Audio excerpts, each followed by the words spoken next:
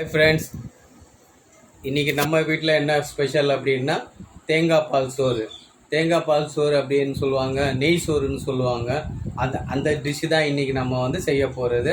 அது எப்படி செய்கிறது, அதுக்கு என்னென்ன பொருட்கள் தேவை, அதெல்லாம் நான் உங்களுக்கு செய்முறையில் காட்டி உங்களுக்கு செய்முறையில் நான் சொல்கிறேன். அதுக்கு ஏற்ற மாதிரி வந்து ஒரு யூனிக்கான சிக்கன் கிரேவி வந்து நம்ம செய்கிறோம்.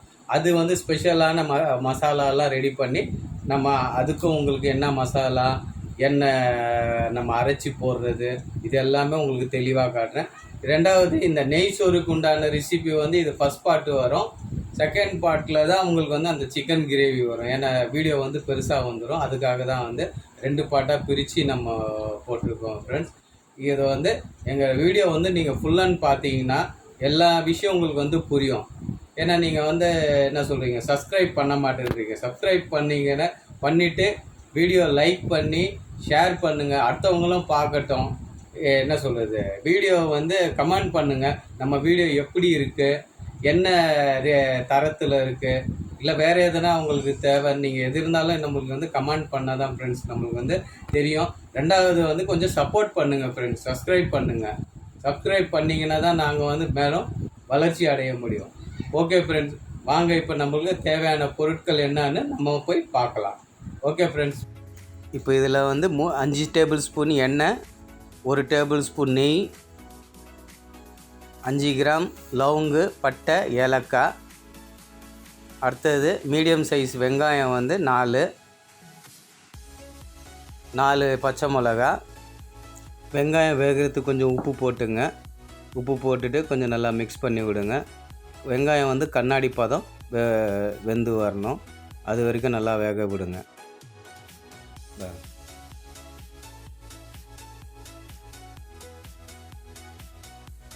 நல்லா வெந்துட்டு வரும்போது இப்போ நம்ம அடுத்தது வந்து இஞ்சி பூண்டு பேஸ்ட்டு வந்து 3 டேபிள் ஸ்பூனு இஞ்சி பூண்டு பேஸ்ட்டு சேர்த்துருங்க.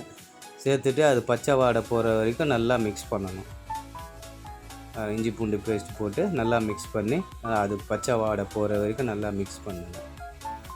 நல்லா மிக்ஸ் பண்ணிட்ட பிறகு இது வந்து 1 கிலோவுக்கான ரெசிபி. இது 1 கிலோ வந்து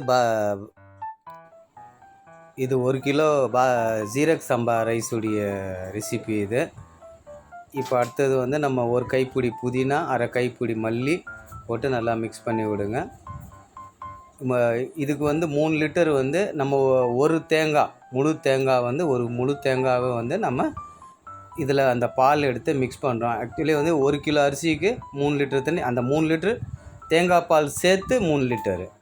பாருங்கள், தேங்காய் பால் சேர்த்து நாங்கள் வந்து 3 லிட்டரு தண்ணி வந்து இதில் ஆட் பண்ணியிருக்கிறோம். தேங்காய் பால் பாருங்கள், தேங்காய் பால் கொஞ்சம் ஓரளவுக்கு நல்லா திக்காக இருந்து அப்போ தான் வந்து அந்த டேஸ்ட்டு நல்லாயிருக்கும். அந்த அரிசி அந்த தண்ணியில் வந்து அந்த டேஸ்ட்டு வந்து இதாகாது. நல்லா கிண்டி விடுங்க. மிக்ஸ் பண்ணி நல்லா கொதிக்கணும். இப்போது அந்த கொதிக்கிற நேரத்தில் தான் நம்ம வந்து இதில் வந்து இப்போ வந்து நம்ம ஊற வச்சுருந்த அரிசி வந்து இந்த ஜீரக் சம்பா அரிசி வந்து 20 நிமிஷத்துக்கு முன்னாடி ஊற வச்ச அரிசியை வந்து நம்ம இப்போது இதில் மிக்ஸ் பண்ணுவோம். ஏன்னா 20 நிமிஷத்துக்கு முன்னாடியே ஊற வச்சா தான் வந்து அந்த ரைஸு நல்லாயிருக்கும். பாருங்கள், ரைஸ் இதில் போட்டுருக்கு. நல்லா மிக்ஸ் பண்ணிவிடுங்க. கொஞ்சம் தண்ணி வந்து கொஞ்சம் உறிஞ்சிற வரைக்கும் கொஞ்சம் மிக்ஸ் பண்ணி விடுங்க. ரொம்பவும் கிண்டக்கூடாது, பேஸ்ட்டு மாதிரி ஆகிடும். இப்போ என்ன பண்ணுங்கள், மூடியை போட்டுட்டு தம்பில் விட்டுடுங்க. இப்போ வந்து தம் போட்டுடலாம். பாருங்கள், தண்ணி வந்து நல்லா இறங்கிடுச்சு, நல்லா தம் ஆகிட்டே வருது. இப்போ தம் போட்டுடலாம். பாருங்கள், தம் போட்ட பிறகு அரிசி பாருங்கள், சாப்பாடு எவ்வளோ அழகாக நல்லா பூ மாதிரி நல்லா வாசனையாக நல்லா கமகமன்னு வருது. இந்த மாதிரி நீங்களும் வந்து உங்கள் வீட்டில் செஞ்சு கமெண்ட்டில் சொல்லுங்கள் எப்படி இருக்குது நம்ம ரெசிபி அப்படின்னு. வாங்க சாப்பிட்டு பார்க்கலாம். வாங்க ஃப்ரெண்ட்ஸ், சாப்பிட்லாம். இன்றைக்கி பாருங்கள், இதுதான் வந்து தேங்காய் பால் சோறு, நெய் சோறு. நெய் சோறுன்றது வந்து தேங்காய் பால் சோறுன்னு சாப்பிட்றதும் எல்லாமே ஒன்று தான். இது வெறும் வாயிலே சாப்பிட்டா கூட அவ்வளோ டேஸ்ட்டாக இருக்கும், நல்லாயிருக்கும். இதுக்கு ஏற்ற மாதிரி தான் வந்து இந்த சிக்கன் கிரேவி. இந்த சிக்கன் கிரேவி வந்து இது வந்து ரொம்ப அல்டிமேட் டேஸ்ட்டு, நல்லா இந்த நெய் சோறுக்கு ஏற்ற மாதிரி ஒரு கிரேவி இது.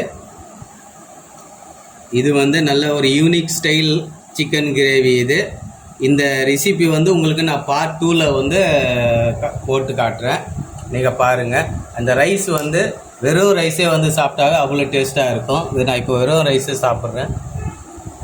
பாருங்கள், வெறும் வாயிலே சாப்பிட்டு வெறும் குழம்பு இல்லாத வெறும் சோறு சாப்பிட்டது அவ்வளோ டேஸ்ட்டு, நல்லா சுவையாகவும் இருக்குது. இப்போ நம்ம கிரேவியோடு சேர்த்து சாப்பிட்லாம்.